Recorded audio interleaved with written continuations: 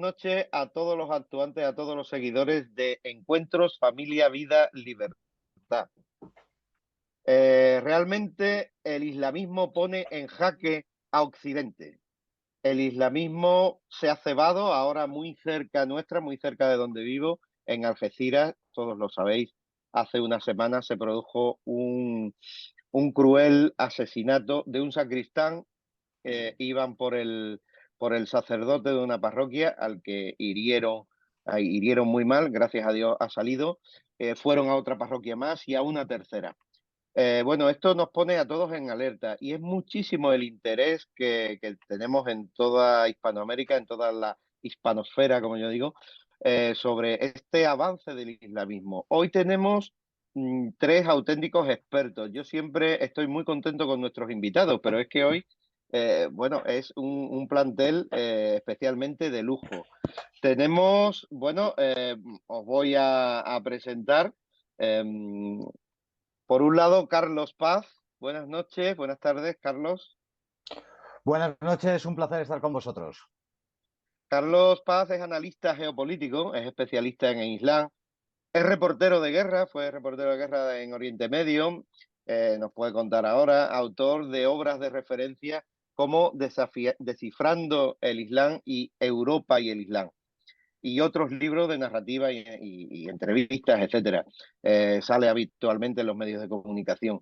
Ejerce de articulista en diversas publicaciones, portales de internet, ¿no? Y bueno, en medios amigos como Decisión Radio, 7NN Televisión, entre otros.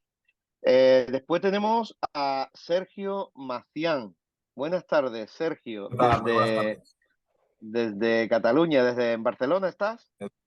Tarragona, que es donde yo En, vivo. en Tarragona vive. Y es diputado por Vox en el Parlamento de Cataluña, portavoz adjunto, ¿no? Hace poco Eso es. tuvimos aquí a nuestro amigo Juan Garriga, El portavoz Íncrito. de tu grupo, Sí. Ingrito. Es licenciado en Derecho por la Universidad de Barcelona, es letrado de la Administración de Justicia por oposición. Ha ejercido la abogacía en varios despachos de Barcelona y Tarragona y desde 2008 ejerce como letrado en la Administración de Justicia. Ahora mismo, lógicamente, está en situación de servicios especiales. Eso es. Eh, en el Parlamento de Barcelona ha defendido mociones contra la inmigración ilegal y está especializado en temas de terrorismo islámico. Pertenece a las comisiones de Justicia e Interior. Y por último, mi gran amigo, mi cura de cabecera, el padre Custodio Ballester Bielsa.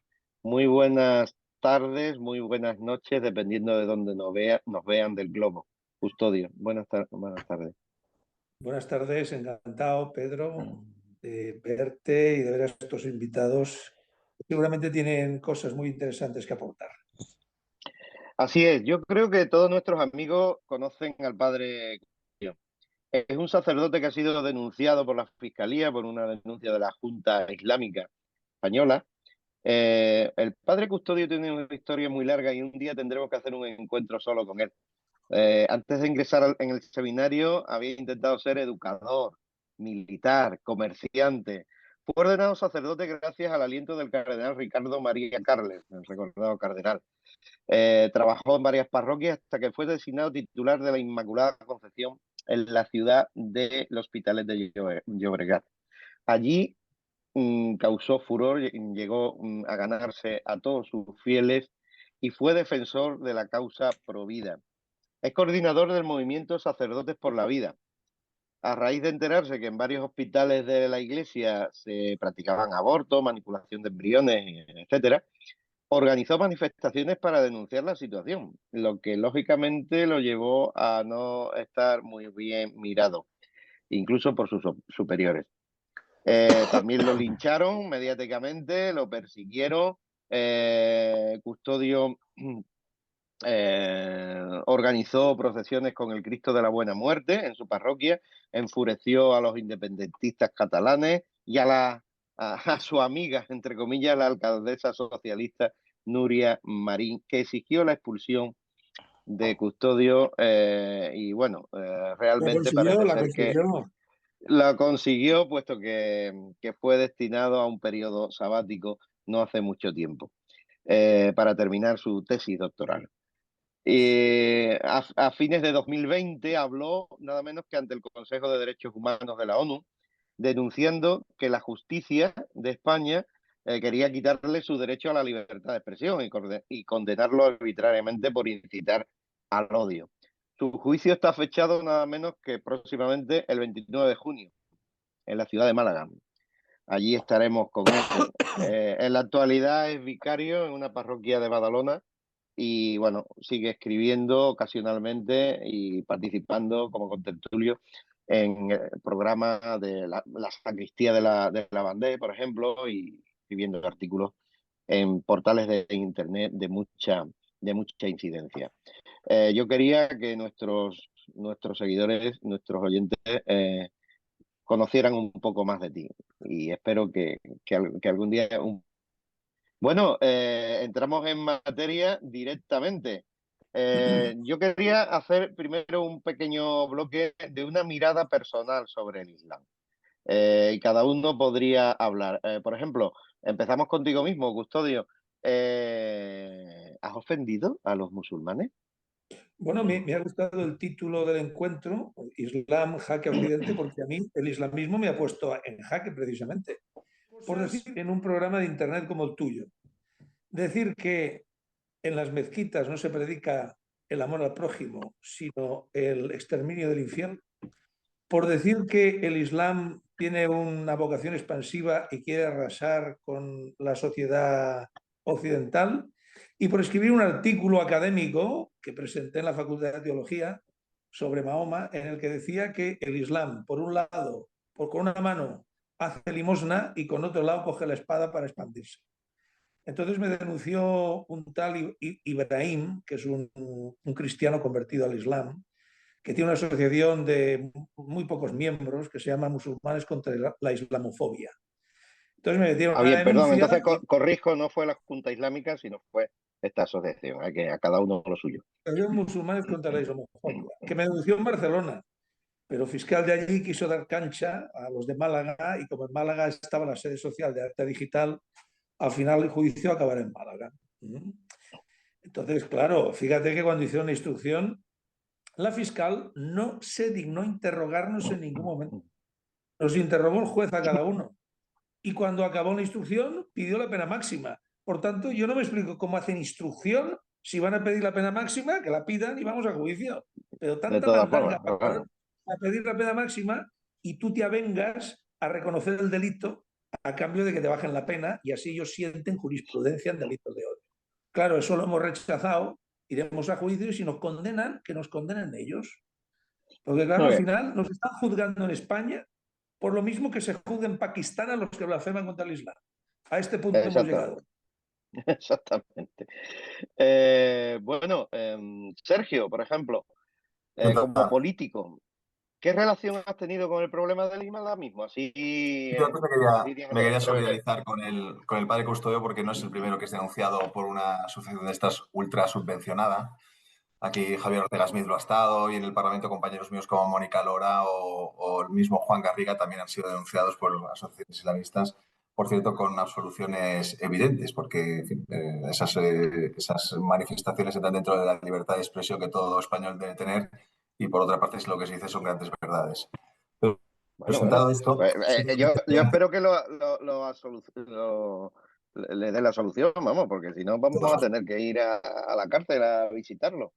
Yo quería aprovechar esta primera intervención para esbozar un cuadro general, ¿no? Es decir, y creo que enlazo un poco con lo que decía el padre Custodio. Mire, en Cataluña, España, hay más de 2.100.000 musulmanes, en Cataluña son más de 600.000 y efectivamente, bueno, pues casi triplicamos la cantidad de musulmanes que hay en Andalucía y doblamos las que hay en Madrid o en Valencia, que son las capitales que nos siguen, ¿no? Pero hay una diferencia abismal en cuanto al número de musulmanes. Eso no se ha producido por generación espontánea.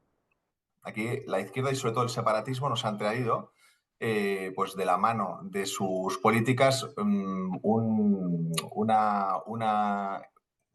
inmigración de carácter islámica mucho más fuerte que en otros sitios. ¿Por qué? Porque ellos entienden que los nuevos catalanes, les interesa que los nuevos catalanes no tengan vínculos afectivos vínculos culturales, vínculos idiomáticos, por ejemplo, con el pueblo hispanoamericano, con la iberoesfera. Es decir, ellos prefieren que esos nuevos catalanes sean bueno, pues inmigrantes de origen magrebí, que son más fácilmente manipulables, ¿no? Y por eso, bueno, pues no es una cuestión baladí que eso se haya producido en Cataluña. Y anécdotas personales, una mirada personal, pues yo podría deciros varias cosas. Entonces, por ejemplo, una íntima amiga mía pues ha sufrido o fue víctima de un matrimonio forzoso. Huir de ese matrimonio forzoso le costó prácticamente pues, ser expulsada de la comunidad islámica y vivir como una paria.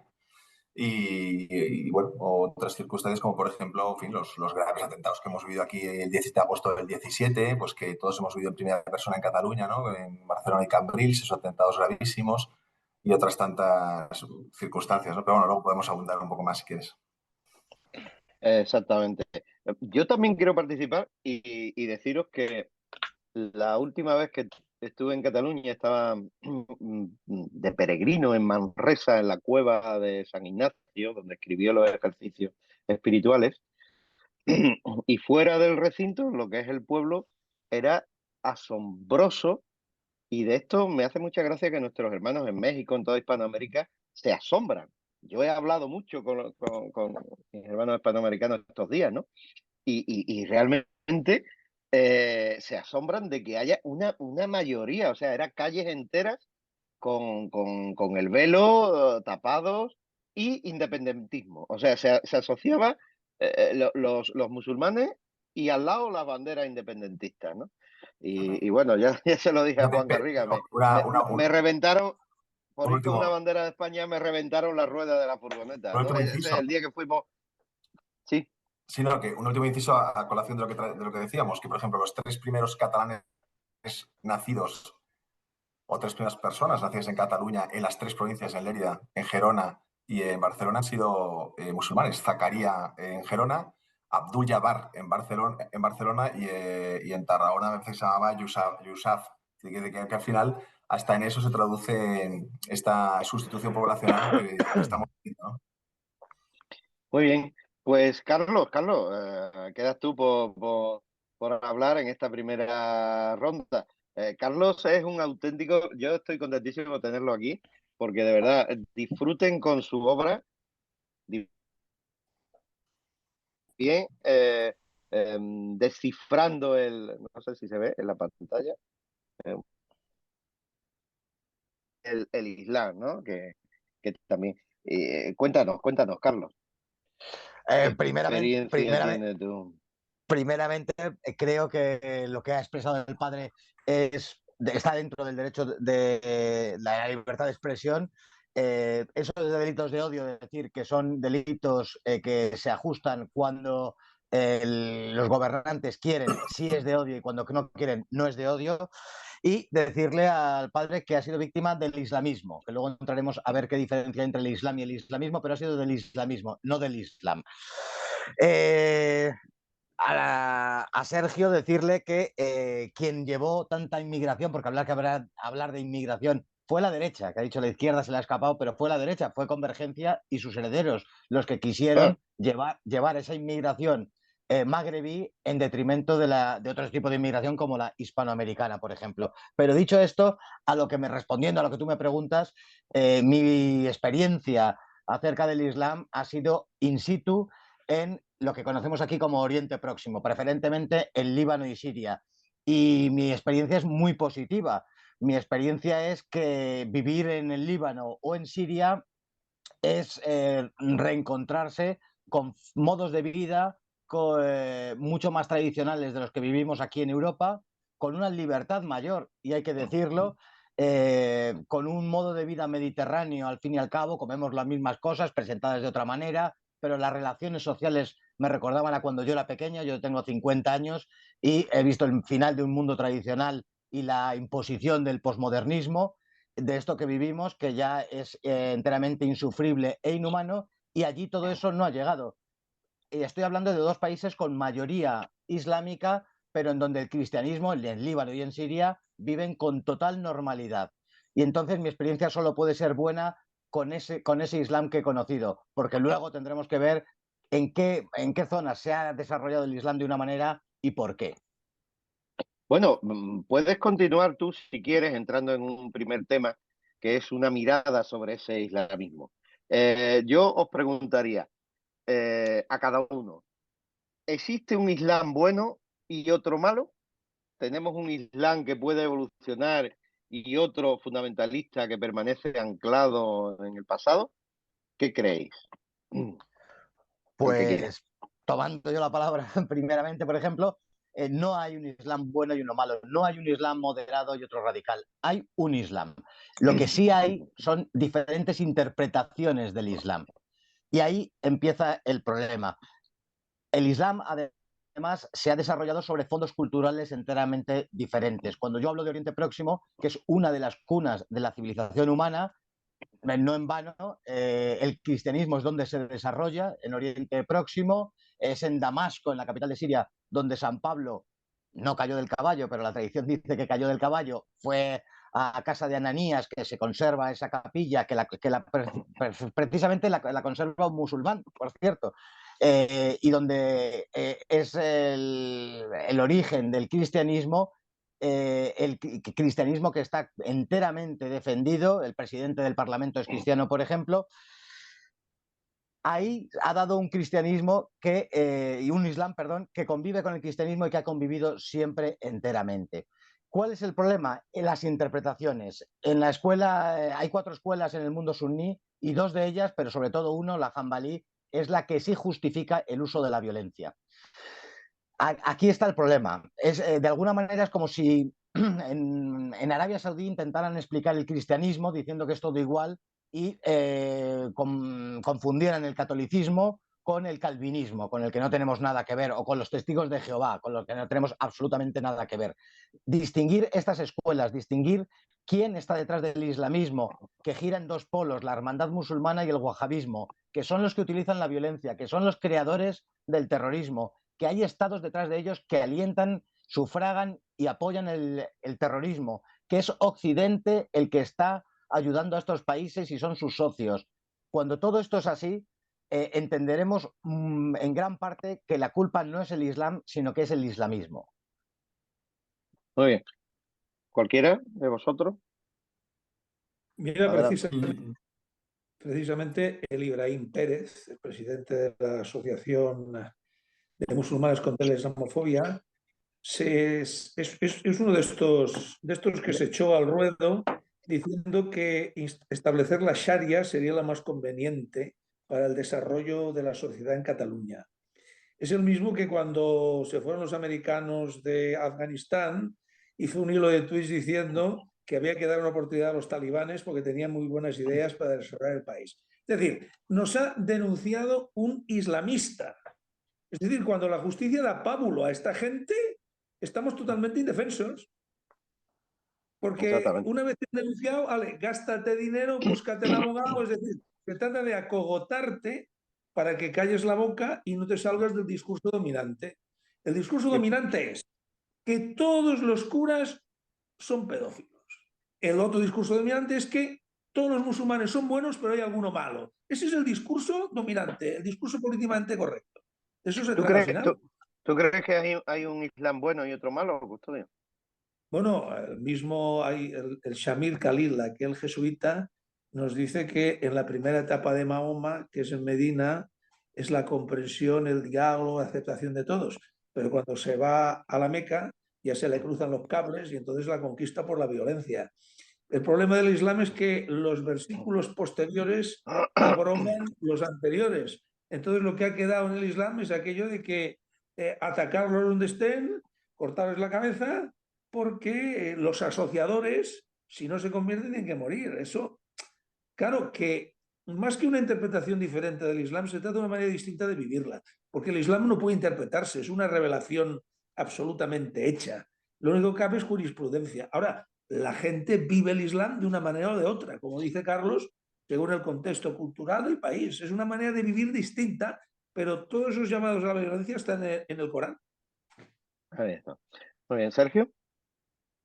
No, a mí si me preguntas, yo para mí Islam y democracia pues no son compatibles, ¿no? Todos los países en los que está vigente, está en vigor la Sharia, pues son países en los que no puede existir, no puede coexistir un pluralismo político y pluralismo religioso.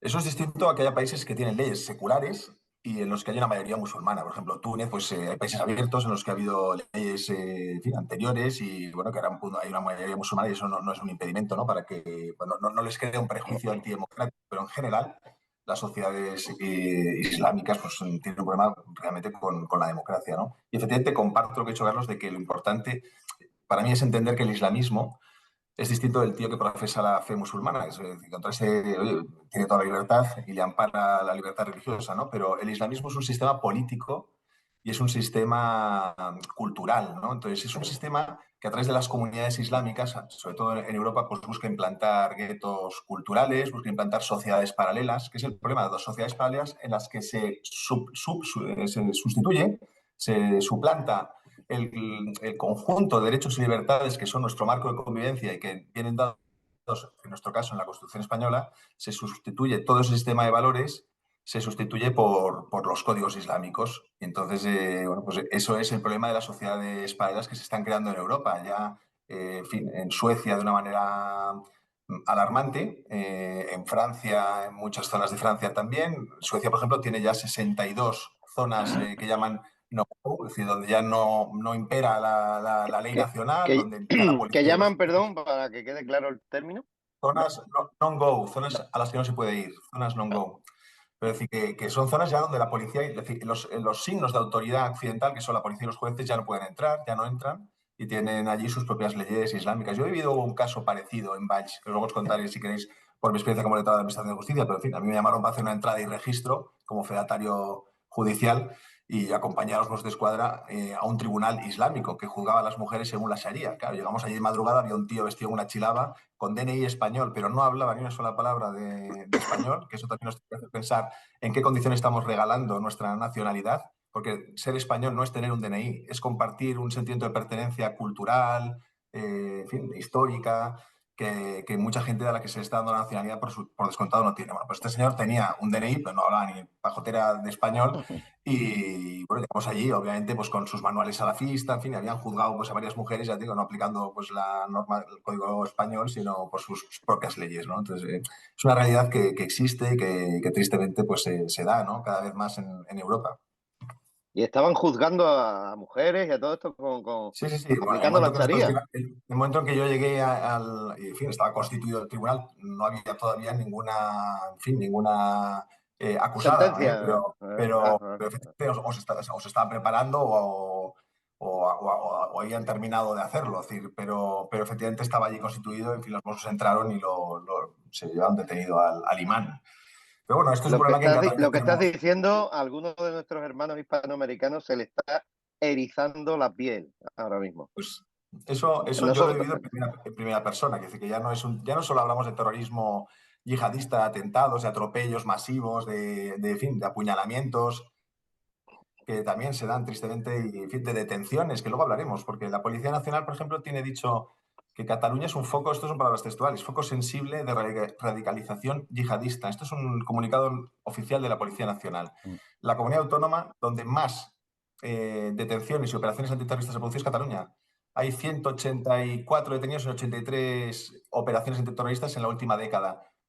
Son números absolutamente sí, sí, disparatados seguiremos. en relación al resto de España. El último detenido, por ejemplo, en Gerona, fue ahora el 31 de marzo, me parece, en Gerona, un tío que se estaba preparando para cometer un atentado a nivel nacional, creo que en Benidorm. Ya estaba muy radicalizado a través de las redes sociales, pues viendo vídeos de cómo cometer un atentado.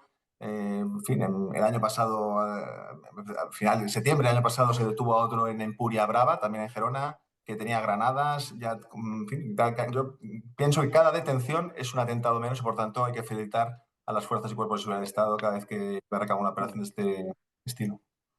Intentaremos que nos dé tiempo después de hablar también de terrorismo.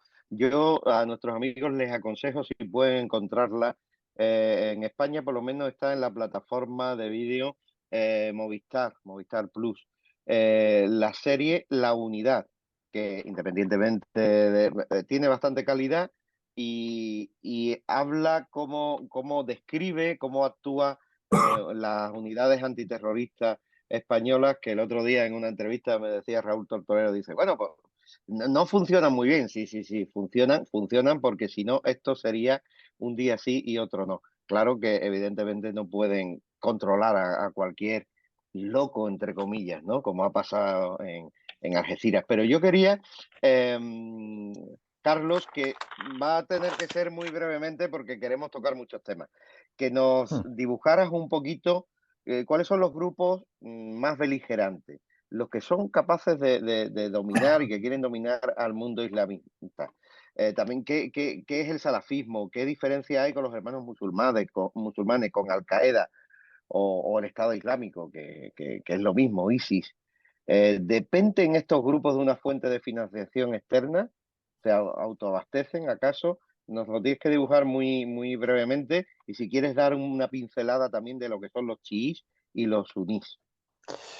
Pues mucha harina hay aquí, pero vamos, seré sintético. El salafismo simplemente es la vuelta a buscar a los ancestros, ese es el significado, a volver al origen. El Islam está obligado, o una gran parte de la interpretación del Islam, a volver a los orígenes, a volver a cómo se vivía en el siglo VII de nuestra era, en tiempos de Mahoma. Esa vuelta, esa interpretación a los orígenes es el salafismo. En sí no es ni bueno ni malo, ni conllevaría ninguna relación con la violencia. Ahora bien, parte de ese salafismo, en concreto una de las 4 escuelas de las que hablaba, la escuela Hanbalí y los pensamientos de Taimiyya, de Wahhab, de los pensadores que han seguido esa estela de volver a los ancestros, sí han dado la pléyade de grupos terroristas que todos conocemos, Al-Qaeda, el Estado Islámico, Tahrir al-Sham, etcétera, etcétera. La diferencia entre la hermandad musulmana y el wahabismo, los dos polos sobre los que gira y pivota el islamismo, la diferencia es que los grupos que conocemos, los grupos wahabistas, han optado por la violencia directamente, mientras que la hermandad musulmana acepta el juego democrático. Constituyen partidos, en España tenemos varios, en Melilla se quedaron a punto en los últimos comicios municipales de ser los más votados, pero no olvidemos que la finalidad de unos y de otros es exactamente la misma, la implantación de la Sharia como única fuente de derecho. Que existiera la Sharia como existe en Siria o en el Líbano no es problema, pero el problema es cuando es la única fuente de derecho. Me preguntabas acerca de la financiación. La financiación es un mundo. Hay una financiación, si se quiere, legal, a través de donaciones, a través de esas empresas sitios de alimentación que vemos halal, donde están obligados en muchas ocasiones a dar un porcentaje. Hay donaciones en Oriente Próximo, es muy normal el sistema de la hawala, mandar dinero y allí un testaferro va apuntando el dinero y sin que exista el dinero físico se hacen esas donaciones. A través de ese sistema, por ejemplo, desde... Sí, es una forma, ahí a través de eso también creo que la policía puede hacer seguimiento Sí, de los... y hay otros tipos de sistemas ahora con estas cosas, puñetas informáticas, el crowdfunding, cosas de estas que dejan un reguero y se podría saber. Aparte, dentro de ese submundo de la financiación regular o legal, está ese apoyo de los estados, Arabia Saudí principalmente, Qatar, Emiratos Árabes, todas esas satrapías del Golfo Pérsico que dan dinero a grupos terroristas y lo sabemos absolutamente todos. Luego hay otra parte que es ilícita a través del tráfico de órganos, de droga, de obras de arte, de armas, que eso es más difícil de seguir, pero que también les da mucho dinero. Si al final tocamos la cuestión del chiismo y el sunismo, esa diferencia que más allá de la cuestión histórica de la sucesión a la muerte de Mahoma, de Ali, que serían los chiitas, los partidarios de Ali, que es su nombre, el chiismo, lo que se traduce hoy son minoría, en el pasado fueron mayoría los chiitas, hoy representan el chiismo en torno al 20%, están en Irán, están en Yemen, importante en Azerbaiyán, en Siria y en el Líbano, también en el pequeño país de Bahrein. Esta interpretación, el chiismo, se ha diferenciado del sunismo hasta ser irreconciliable al día de hoy y han dado, que antes preguntaba si se podían modernizar de alguna manera, si se pueden ir adaptando a los tiempos, han dado unas escuelas filosóficas que han aportado unos resortes por los cuales sí se están adaptando a la modernidad. Es la istihad, cosa que no tiene el sunismo. El sunismo, el 80% del Islam hoy, está condenado, se quiera o no se quiera, a vivir como en el siglo VII. El chiismo no. Simplemente, por ejemplo, para dar algunos datos, siempre nos llegan noticias de Irán negativas siempre, pero por ejemplo decir que en Irán el cambio de sexo está aprobado, por ejemplo. Una serie de cosas que nos llevarían las manos a la cabeza por ser ultramodernos, y en otras cuestiones no, habría que ver qué cosas, porque antes cuando hablábamos de la democracia es un producto, un subproducto, a mi parecer, de la civilización occidental. E intentar implantarla en todo el planeta, pues entenderemos que en aquellas zonas donde no se ha dado nuestro recorrido histórico, no es, en fin, de ley decir que tienen que seguir siendo, que tienen que adaptar la democracia. Dan formas homologables. La cuestión es si Siria es homologable, si Líbano es homologable, si hay países que tienen partidos políticos, constitución, parlamento, elecciones, y otros que están condenados a ser satrapías. Para mí esa es la diferencia fundamental. Respondiéndote, el chiismo sí se va adaptando a su ritmo, a los tiempos, y el sunismo es incapaz de hacerlo. El chiismo, para entendernos y recordar, es Irán. Es Irán, es una parte de Siria, es una parte del Líbano, mayoritaria hoy la población mayoritaria es chiita, ya no es cristiana, y Azerbaiyán y Yemen. Esos son los países mayoritarios chiitas. Muy bien. Bueno, queremos hablar de muchas cosas. Rápidamente, ¿qué tenéis que decir, Custodio y Sergio? Gracias por este auténtico lección que nos has dado resumidamente del panorama islámico. También quería un poco, si cabe, tocar el tema ese de democracia islam. ¿Es posible que esa democracia se dé en países? Y partidos islámicos también en España. Que hay, bueno, personas que me han preguntado en estos días que lo saquen, porque en Algeciras hay un partido islámico creciente, en Ceuta, en Melilla, en Andalucía hay independentismo islamista, en fin, aunque no sea representativo. Entonces, bueno, que Sergio y Custodio, por favor, también tengan la palabra, si tienen algo que decir de este bloque. Si no, pues... Bueno, mira, cuando el atentado de Algeciras, me llamó la atención de que los curas iban diciendo que eso, lo que pasó en Algeciras con el pobre sacristán, no es el Islam. Mira, eso es el Islam. También es el Islam. No es solo eso, pero también lo es. Hombre, hay que enfrentar, coger el toro por los cuernos. No todos van a hacer eso, porque no todos viven de la misma manera. Pero eso está justificado en el Corán. Que no me digan eso, hombre, que parece que nos toman por tontos. ¿Y esto qué decís de la policía, que hace tan buen trabajo con los islamistas? Tenéis toda la razón. Pero la instrucción que hicieron contra nosotros fue la policía la que se dedicó a investigarnos, a mirar los vídeos y a poner por escrito todo lo que hacemos nosotros. O sea, que la policía también la utilizan para meternos caña a nosotros, ¿eh? Que hay que decirlo todo. Así es, así es. Sergio, tú ibas a hablar. Yo lo que más me sorprende, yo no soy un erudito como Carlos en la distinción de las distintas ramas del Islam, ¿no? Pero sí veo que las que se implantan en nuestra nación, pues yo creo que son, sobre todo, las que preocupan son siempre las corrientes salafistas, el wahabismo.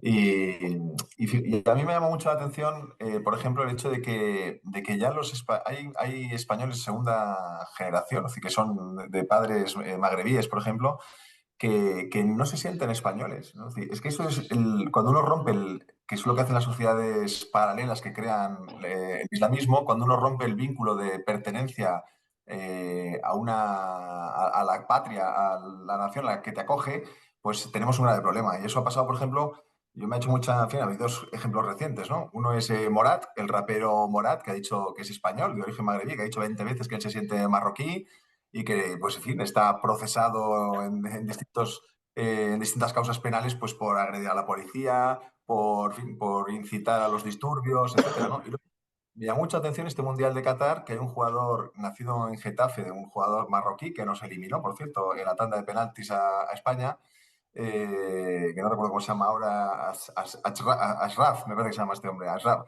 Pues este se siente marroquí y es español. Es decir, que ese es el problema para mí, el principal problema que genera el islamismo cuando no se combate.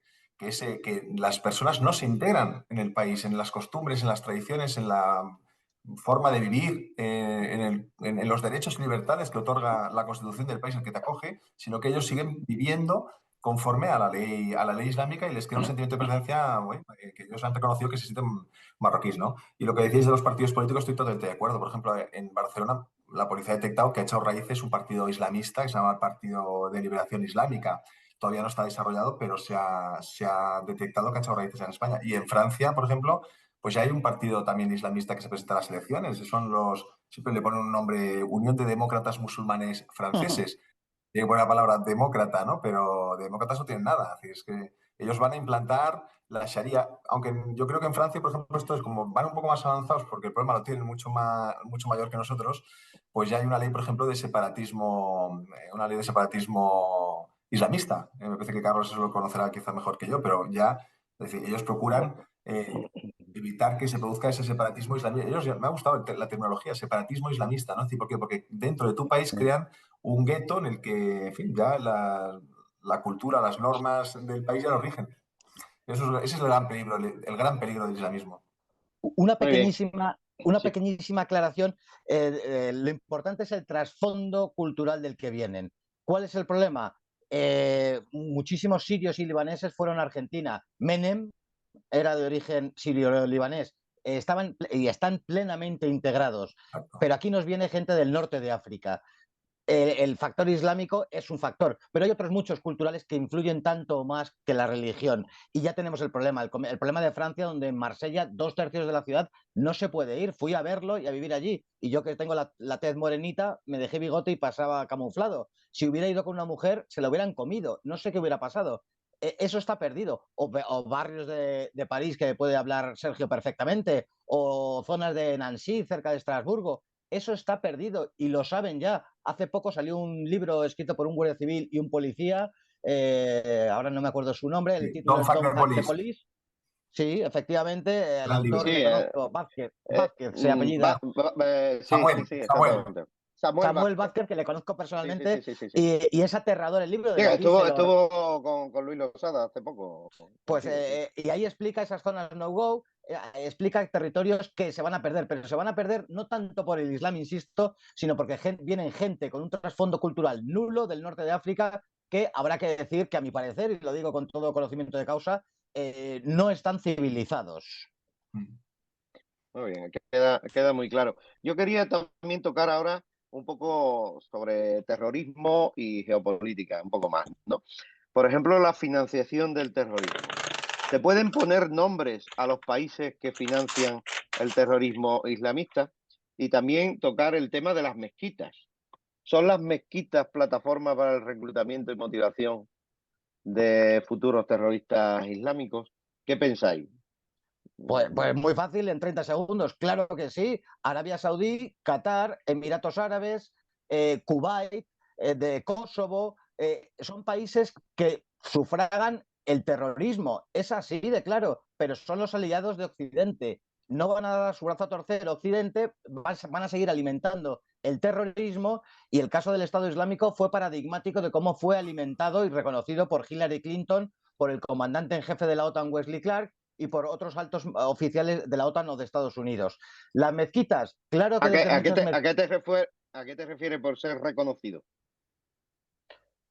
Bueno, que Hillary Clinton reconoció oralmente y por escrito que habían financiado al Estado Islámico. Trump lo Bien, dijo.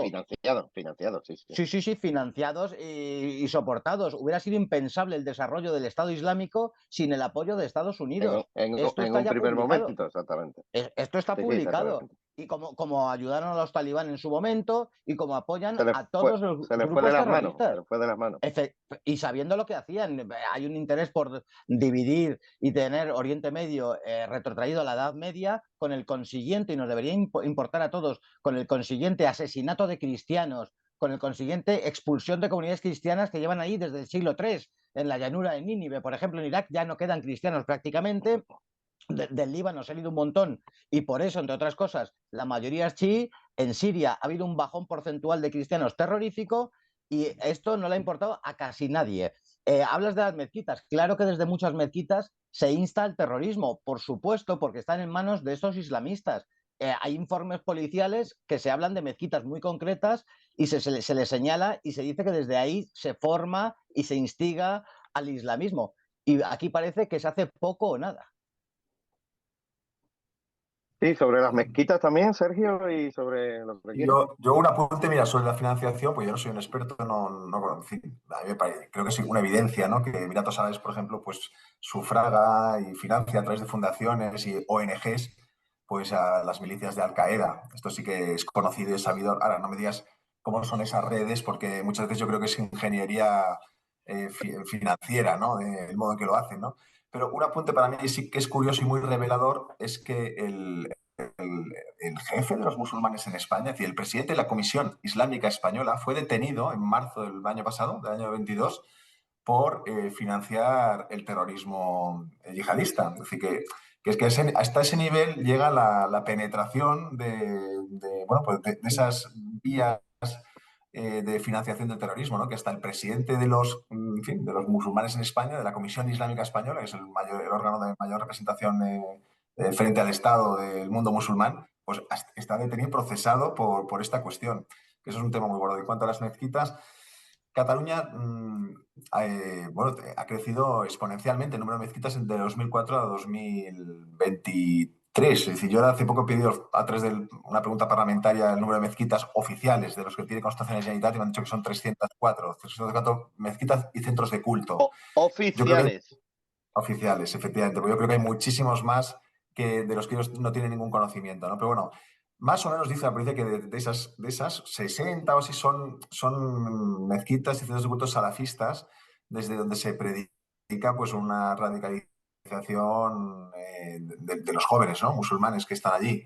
Y eso dobla el número de las que hay en España. Es decir, solamente en Cataluña se dobla el número de las que hay en España. Es decir, es un dato preocupante. Y sí que sale, como decía Carlos, ¿no? De las mezquitas, pues una prédica muchas veces que llama al terror.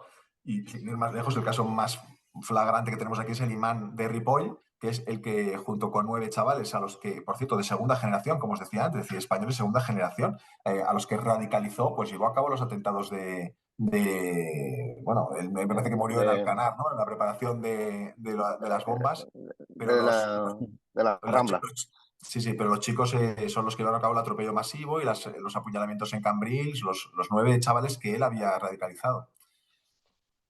Cada vez que hablas, Sergio, a nuestros amigos en México se les erizan los pelos de los vellos de la piel, ¿A que sí? Eso realmente. no está viendo. A mí Custodio, sí, también, también a queremos mí ver. también se me erizan porque por decir precisamente eso nos van a llevar a juicio a 2 curas católicos y al jefe y al director de digital.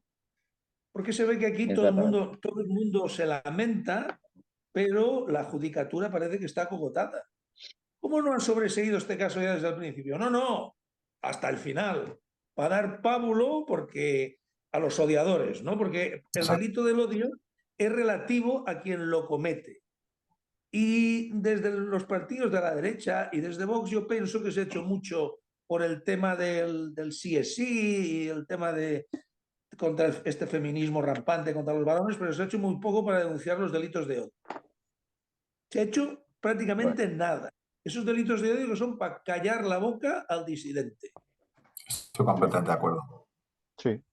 pues, pues, pues sí, es un caso flagrante de nuestro amigo Custodio Ballester de, de cristofobia, vamos, De de doble odio, rasero. De porque, doble rasero. porque lo dice un sacerdote, ¿no? Exactamente. Y fíjate que Bueno, en la instrucción se dice eso. Nosotros, por ser sacerdotes, tenemos una mayor responsabilidad, porque cuando hablemos, la gente nos escucha. O sea que han exactamente. convertido el ser sacerdote en un agravante de penal. Claro. Ujú. Sí. Bueno, siguiendo un poquito ese hilo de política, tengo también, me han apuntado el tema de Internet y terrorismo. ¿Quién favorece a los grupos islamistas a moverse en las redes oscuras de Internet? ¿Existen formas de financiación que operan sin dejar rastro? Bueno, apúntame algo, Carlos, por favor. de cuestiones de Internet y de la Deep Blue y cosas de la Deep Web y este tipo de cosas no entiendo nada.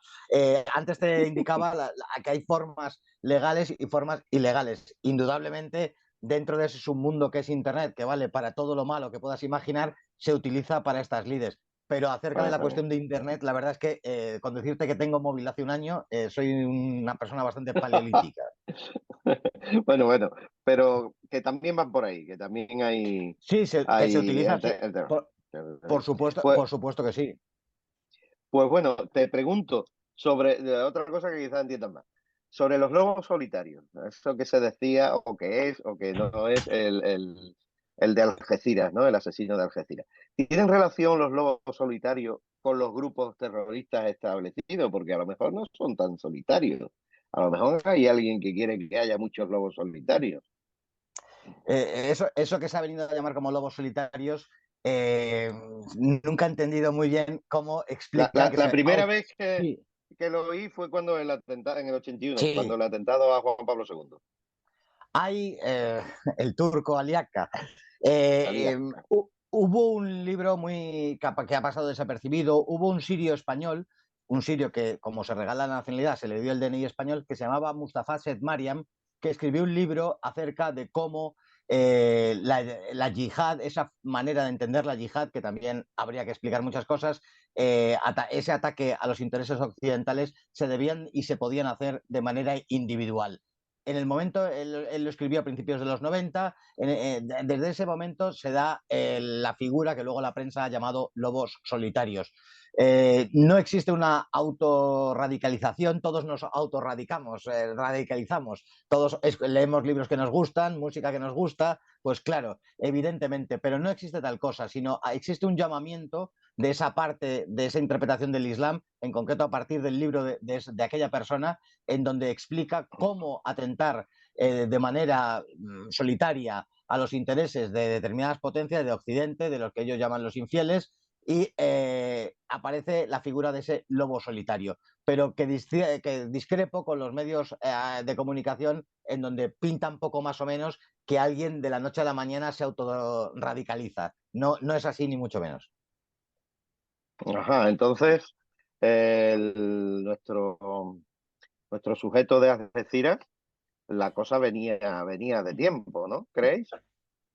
Pues muy posiblemente sí, desconozco la naturaleza, vi lo que vi en la prensa, vi que es un atentado, un crimen absoluto, que hay gentes del Islam, porque habrá que contarlo también, que cuando suceden estas cosas hay muchísimos que se alegran y que entienden que ha sido un acto bien hecho, esto hay que decirlo, pero también hay que decir que el islamismo atenta mucho más, porque solo el título de este programa, Islamismo, jaque a Occidente, el islamismo no se ha creado, pese a lo que me parezca, para atacar Occidente, sino este tipo de sucesos, el de Algeciras o el de los de Barcelona, suceden todos los días en Oriente Próximo. Está concebido, más que contra Occidente, está concebido para terminar con todas las minorías islámicas o todos aquellos islámicos que no comulgan con esa manera de ver la vida Claro, que tiene el wahabismo. porque el terrorismo islamista también lo sufren El propio Islam, los partes del musulmanes. Islam. Claro.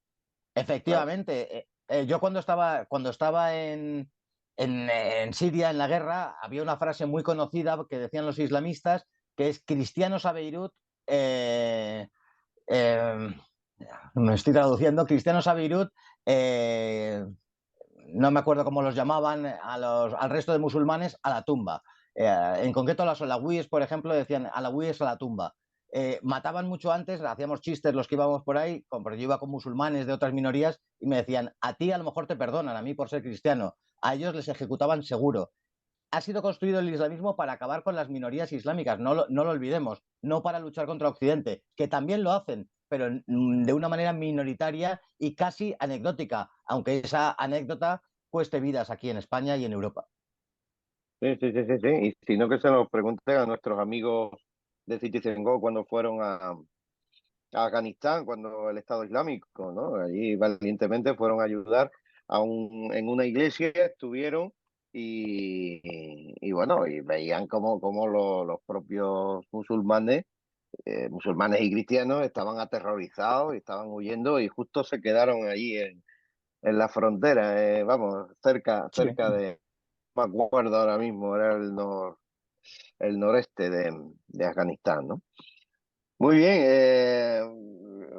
continuamos, ¿no? Yo quiero hablar ahora, poner encima de la mesa el tema de la inmigración y cada uno me decís, ¿no? Ahora quiero comprometer al padre Custodio. Hay un derecho que se llama derecho de fronteras, Custodio. La doctrina social de la Iglesia, y esta pregunta me la han formulado nuestros amigos, nuestro equipo, ¿eh? La doctrina social de la Iglesia ha hablado secularmente de ese derecho de fronteras. ¿Eso se ha anulado? ¿Por qué personas y grupos de la Iglesia parecen que van en esa línea de anular el derecho de fronteras? Por el derecho de frontera, ¿a qué te refieres? ¿Que no hay fronteras? Claro, el derecho de frontera es que cada persona, no, perdón, cada país tiene derecho a marcar sus fronteras como si fuera su propia casa y a defenderla y a admitir quién entra y quién no. Eso es Mira, un tú que te derecho dedicas, natural también. tú que sabes del tema Provida, mira, aquí faltan 8 millones de españoles que no existen porque nos los hemos cargado con el aborto. Por eso no hay relevo en la agricultura, no hay panaderos, no hay camareros, no hay electricistas. Faltan 8 millones de españoles que nos los hemos cargado nosotros. Y ahora quieres emigrantes. Bueno, que vengan emigrantes, pero los emigrantes, ¿qué tipo de emigrantes son? Son gente de un estatus social muy bajo que vendrán y muchos de ellos están subsidiados. Es decir, que, mira, que la inmigración es un fenómeno secular y que hay que regularla, es cierto. Ahora, esta migración también ha sido vehículo para que entrara mucho islamista aquí en Occidente. Ese es el problema. No, Por eso es que también, parece por muchas eso veces también me ha puesto. que la Iglesia favorece las Bueno, ONG, que tiene la todo eso. iglesia, mira. En la doctrina social de la iglesia, eh, los documentos que hay, mira, esto es la interpretación que se da ahora. Es decir, hay que estar con lo políticamente correcto, ¿eh? Hay que estar con la Agenda 2030. Ya sabes que la JMJ lo publicita en su web. Como hubieron ciertas protestas, ahora lo han disimulado un poco más. Pero bueno, mira, llega un momento que estamos haciendo el juego a George Soros y no a la doctrina social de la Iglesia. ¿La inmigración es necesaria? Sí, hay que ver cómo. Además, es una inmigración que hemos Exactamente. provocado nosotros. Allí en mi pueblo, la inmigración musulmana es de los años 80. En los años 80, En querían que Benítez, venga gente de Marruecos para pagar menos a los jornaleros y ganar ellos más dinero. Ahora tienen todo el pueblo y de musulmanes, pero los que los trajeron ellos para aprovecharse, para explotarnos. Este es el problema. muy bien. Carlos, el negocio del tráfico de personas, bueno, podéis intervenir, podéis opinar sobre lo que ha dicho el padre Custodio, lo que sea. Yo, por ejemplo, a Carlos le quiero preguntar también, hablas del negocio financiero en tu libro Europa y el Islam. ¿Cómo es? ¿Qué nombre tienen esas mafias? ¿Quiénes lo amparan? Cuéntanos algo. Hay un plan, a mis ojos, a mi parecer, hay un plan para inundar Europa de gentes extraeuropeas, principalmente, pero no solo, para depauperar las condiciones laborales de los autóctonos europeos. Es un fenómeno que se da absolutamente siempre. Además, hablaba el padre Custodio de esos 8 millones de españoles que no están. Sea así, que es así, o no fuere, hay una intencionalidad de sustituir a la población para destrozar los entresijos más profundos de nuestra sociedad. Nosotros vemos esas películas americanas en donde no existe una cohesión en los barrios porque uno es chino, el otro es árabe, el otro es de Bolivia. Destrozar y convertir a las personas en ciudadanos. Me hablas de cosas más concretas, como ¿quién hace eso posible? Bueno, eso son lo primero, es la plutocracia de Bruselas, que de manera desvergonzada nos dicen que necesitamos una serie de millones de personas extraeuropeas, cuando España, por ejemplo, tiene un paro endémico de 3-4 millones de personas. Esto es intolerable. existen una red profusa de ONGs que se encargan de que esto sea así. Los últimos, los barquitos estos de salvamento, estas ONGs que son taxis marítimos. Yo siempre, llegados a este punto, mejor que yo, apelo a que entréis y conozcáis lo que publica Rubén Pulido, que no tiene inscripción política ninguna, que da pelos y señales de cómo estas ONGs están en connivencia con auténticas redes de trata de esclavos, porque hay que hablar de trata de personas, que les recogen en un punto y los llevan a Europa, cuando esto no tiene por qué ser así. Aquí existió la circunstancia de los refugiados, que yo estando allí vi que no era nada de eso, fue otra cosa, fue un alud inmigratorio en donde Turquía se lucró. Entre otras cosas diré, que no lo he dicho muchas veces, que los campos de refugiados de Turquía se construyeron en el 2008, 3 años antes de que existiera la guerra. Ya se preveía que iba a pasar esto y que Turquía iba a jugar con esas personas como arma de presión geopolítica. Esta es la situación que existe. Por un lado, las élites gobernantes europeas están ansiosas por inundar Europa de gentes venidas de fuera, y hay gentes de fuera que se lucran con esto, que no deja de ser un negocio, amén de los planes que hay de exprofeso para que esto sea así. Todo esto no es un proceso imparable, todo esto no es una cosa casual, sino que es toda una red, una trama entre políticos, entre medios de comunicación, entre esclavistas, porque yo hablo de esclavismo, se está traficando con personas, no vienen los más desfavorecidos, no vienen gente de guerras, se hablará luego de inmigrantes climáticos, se utilizará eufemismo de todo tipo de palabras para ocultar que hay un interés por inundar Europa de gentes venidas de fuera. Y cuando esto lo hacemos con gentes que vienen, que se avisan servicios de inteligencia de Medio Oriente, que nos dicen con nombres y apellidos que vienen terroristas, y se hace poco o nada, pues el mal está servido. Luego sucederá lo de Algeciras, en este año sucederá 2 o 3 veces más. Normal. Exactamente. Y antes de seguir dando la palabra, esto es verdad. O sea, decirle a nuestros amigos que nos ven, eh, o sea, yo me he estado en la playa con mi familia y ha venido una patera, un barquito de eso para Hispanoamérica, ¿no? Sí. Con muchos migrantes. Han llegado allí y los hemos visto salir y subir para la playa y coger la carretera y perderse porque ya habían, y con los teléfonos móviles, en fin. Es verdad, es cierto, está pasando, todo está invadiendo, ¿no? Yo era reacio hace tiempo a tratar este tema, digo, bueno, hay que también ver a las personas, y es verdad, ¿no? Estas criaturas no tienen culpa ninguna y nosotros somos una nación que debe asistir a ese que viene medio muerto, ¿no? Pero claro, una cosa es esa y otra cosa, Sergio, lo que está pasando, ¿no?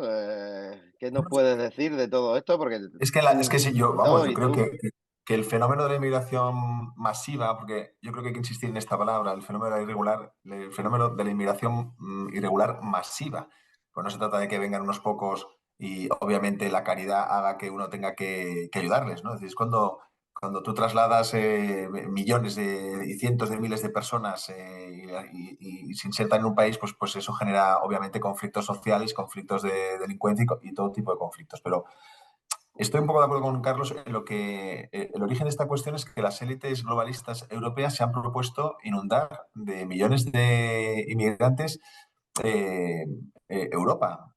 Yo creo que ya no solo por una cuestión del mercado de trabajo, sino porque destruir la familia y destruir la nación, que es diluirla como un azucarillo, pues es destruir el asidero moral que tiene todo individuo para protegerse frente bueno, a cualquier inclemencia ya de todo tipo, ¿no? Es decir, sí, nuestro último recurso es la familia y la nación donde hemos nacido. Si eso te lo destruyen inundándolo de gente que no comparte tus valores históricos y culturales, pues están ganando la partida y haciendo un individuo mucho más manipulable para sus intereses y mucho más solitario, ¿no?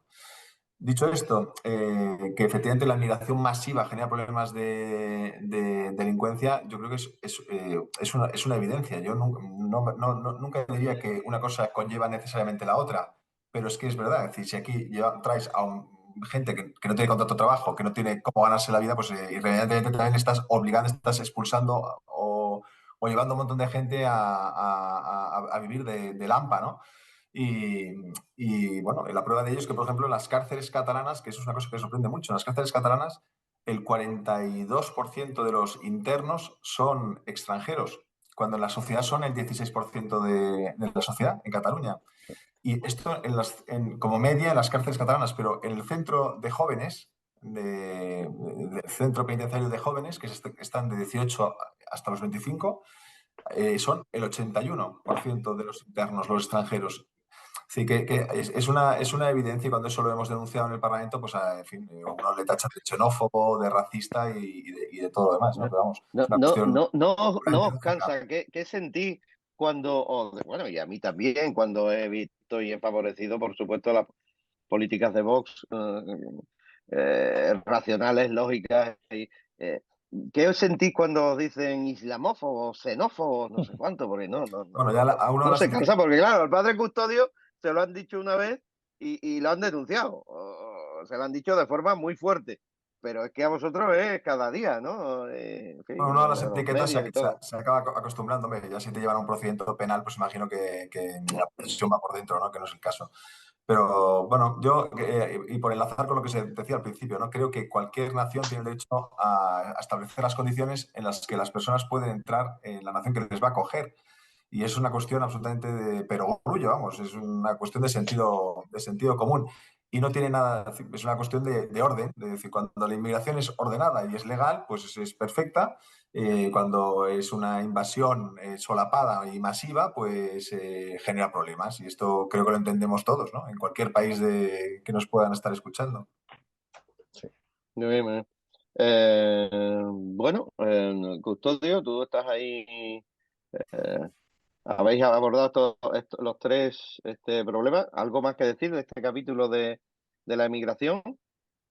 ¿O pasamos ya A, a... a mí, Sí, a mí me gustaría siquiera apuntar que también esta cuestión está enraizada con la cuestión de la soberanía. España no tiene ningún tipo de soberanía y debería tenerla. España, Italia, Francia, cualquier país de Europa perteneciente a la Unión Europea y decidir si quiere o no inmigración, cuánta inmigración quiere, de qué tipo y Exacto. por cuánto tiempo. Pero esas preguntas no nos las van a hacer nunca.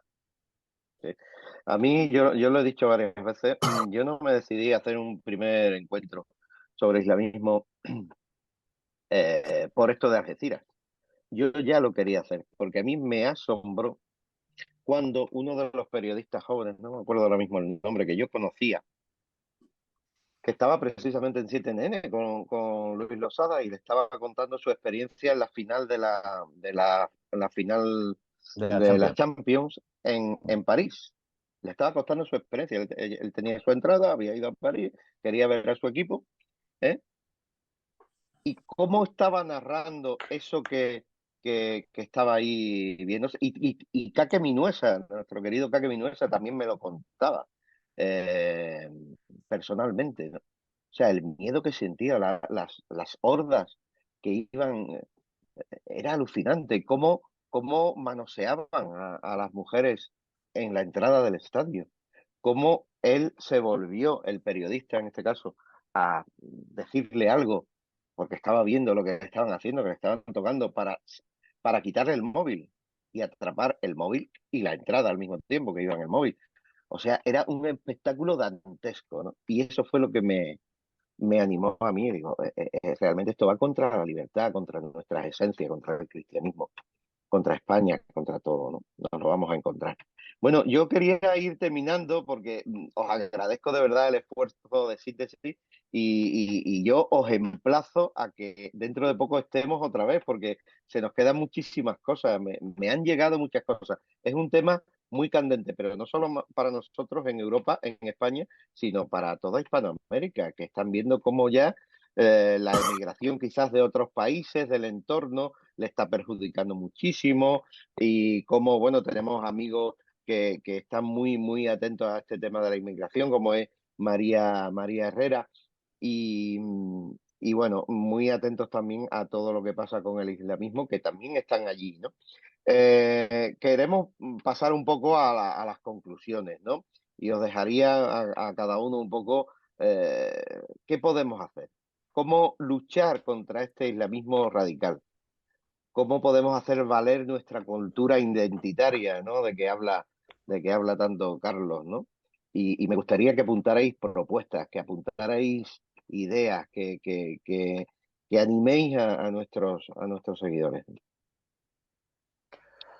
Bueno, pues yo creo que el que más podría hacer es el político. Desde instancias políticas, yo quisiera hacer entender a esos políticos que hay que denunciar el islamismo, que hay que denunciar los países y los resortes que financian el islamismo, que habría que cortar relaciones, llegado el caso, con los países que pagan el islamismo y que nos llevásemos del programa de hoy la idea de que en jaque a Occidente, a lo mejor, si lo pensamos bien, no es el Islam. Quien está poniendo en jaque a Occidente es la posmodernidad, es el relativismo y es el mundialismo, no el Islam. Así es. Sergio, Custodio. Bueno, la conclusión por mi parte es que, como yo como sacerdote, he de predicar el Evangelio de Jesucristo, que es el único Salvador. ¿Eh? Jesucristo es la palabra hecha carne, no es un profeta al que supera Mahoma, como piensan ellos, sino que es el Hijo de Dios, verdadero Dios y verdadero hombre. Y Él es el camino, la verdad y la vida.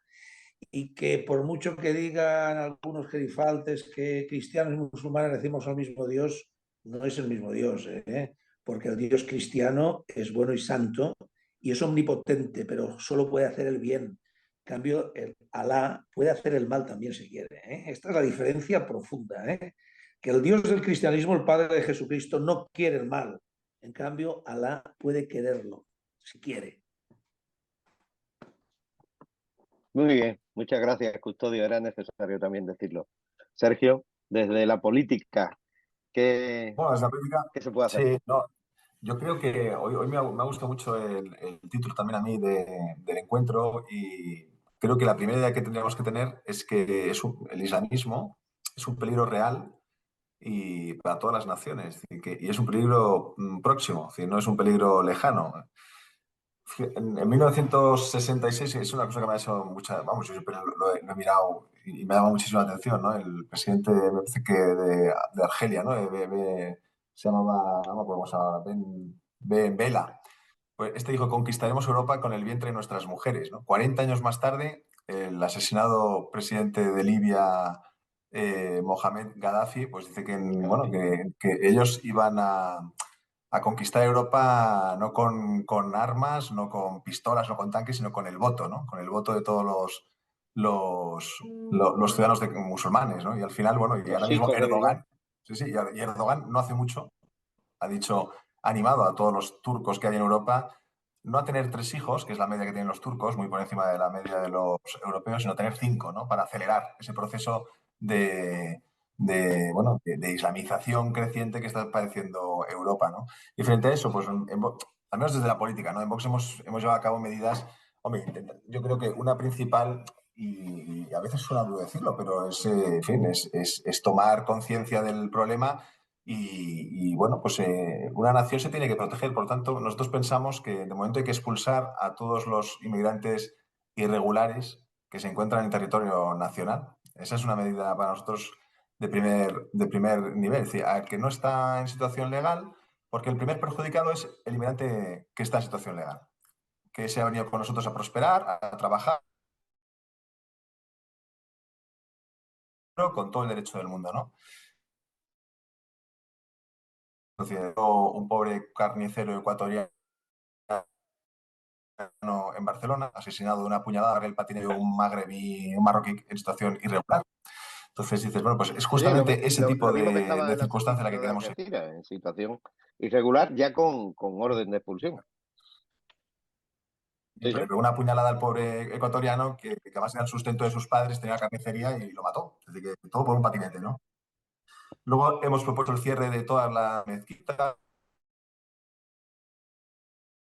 hemos hecho expulsión de panes, salado de laicraciones, centros de culto que promuevan el yihadismo, en fin, el desprecio a la mujer, el integrismo y en fin, cualquier otra circunstancia que sea incompatible con los derechos y libertades de la Constitución, ¿no?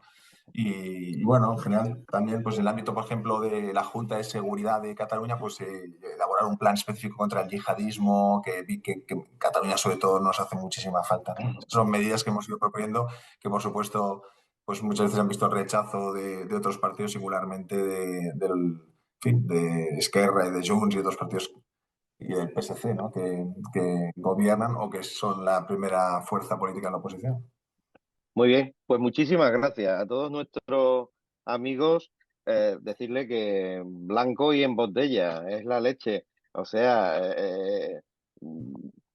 las propuestas que este partido hace de forma valiente, de forma que no le importa que le sean insultados, xenófobos, tal.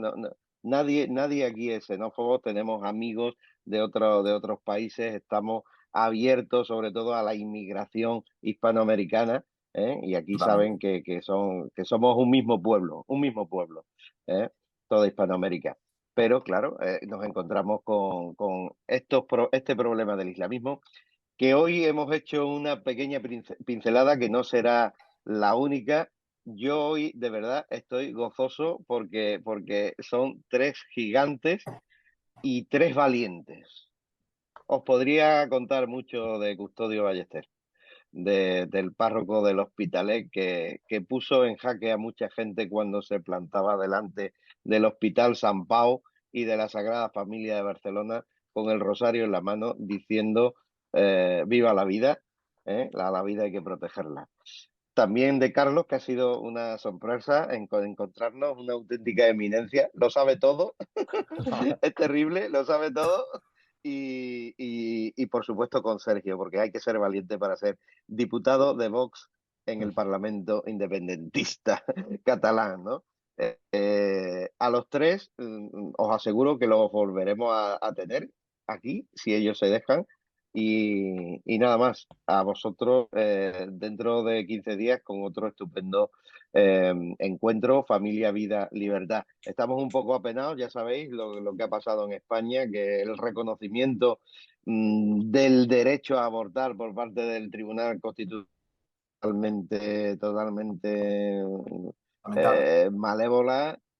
Sí, sí, sí, o sea, ha sido tremendo. No sé si Custodio quiere dejarnos alguna frase que Sí, será, desde me luego. parece escandaloso que durante casi 14 años este recurso estuviera enterrado en el cajón del Tribunal Constitucional con una mayoría de jueces conservadores y mucho más. Tíos que iban a misa y que pertenecían al Opus Dei. Eso es lo que me parece a mí escandaloso. Más que Conde Cumpido haya arrasado con todo y lo haya puesto. Lo que me parece escandaloso es que esos meapilas no hicieran nada cuando podían hacer. Eso sí que es escandaloso. Bueno, pues no se puede ser más claro. Estamos de luto en España por esta decisión, pero daremos la batalla, por supuesto. Es importante Hasta dentro de revertir, 15 días. Sí, no Sergio. revertir, es decir, invertir en las circunstancias actuales por una cultura de la vida en vez de una cultura de la muerte. Es que en todo se ha implantado una cultura de la muerte, en la eutanasia, en el aborto, en cómo consideramos el ser humano. Que hay que dar la vuelta con calcetín. Exactamente, exactamente.